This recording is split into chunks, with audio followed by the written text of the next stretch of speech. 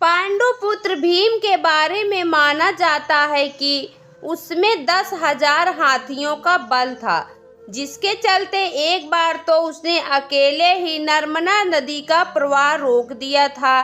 लेकिन भीम में यह 10,000 हाथियों का बल आया कैसे? इसकी कहानी बड़ी ही रोचक है।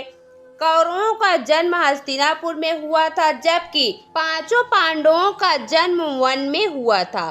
पांचों पांडवों के जन्म के कुछ वर्ष पश्चात ही पांडु का निधन हो गया।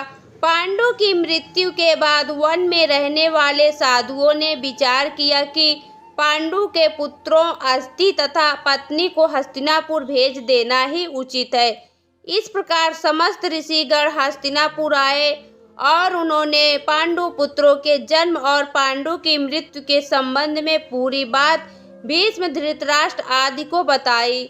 भीष्म को जब यह पता चला तो उन्होंने कुंती सहित पांचों पांडवों को हस्तिनापुर बुला लिया। हस्तिनापुर में आने के बाद पांडवों के वैदिक संस्कार संपन्न हुए। पांडव तथा कौरव साथ ही खेलने लगे। दौड़ने में, निशाना लगाने तथा कुश्ती आदि सभी खेलों में भीम सभी धृतराष्ट्र पुत्रों को हरा देते थे।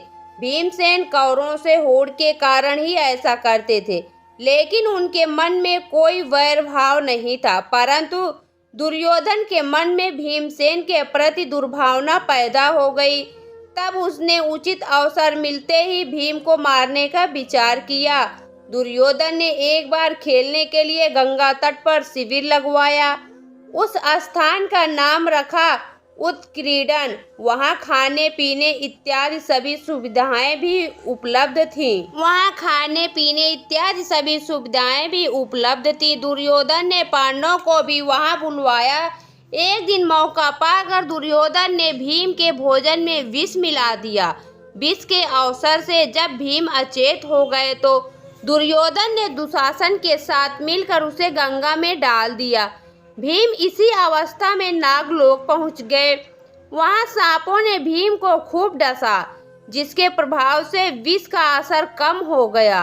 जब भीम को होश आया तो वह सर्पों को मारने लगे। सभी सर्प डर कर नागराज वासुकी के पास गए और पूरी बात बताई। तब वासुकी स्वयं भीमसेन के पास गए। उनके साथ आर्यक नाग ने भीम को पहचान लिया। आर्यक नाग भीम के नाना का नाना था। वह भीम से बड़े प्रेम से मिले। तब आर्यक ने वासुकी से कहा कि भीम को उन कुंडों का रस पीने का बल है। वासुकी ने इसकी स्वीकृति दे दी। तब भीम 8 कुंड पीकर एक दिव्य शैया पर सो गए। जब दुर्योधन ने भीम को विष देकर गंगा में फेंक दिया तो उसे बड़ा हर्ष हुआ। शिविर के समाप्त होने पर सभी कौरव पांडव भीम के बिना ही हस्तिनापुर के लिए रवाना हो गए। पांडवों ने सोचा कि भीम आगे चले गए होंगे। जब सभी हस्तिनापुर पहुंचे तो युधिष्ठिर ने माता कुंती से भीम के बारे में पूछा। तब कुंती ने भीम के न लौटने की बात कही।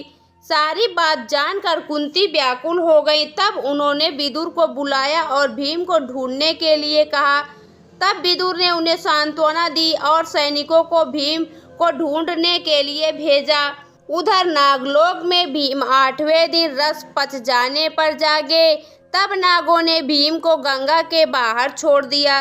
जब भीम सही सलामत हस्तिनापुर पहुंचे तो सभी को बड़ा संतोष हुआ।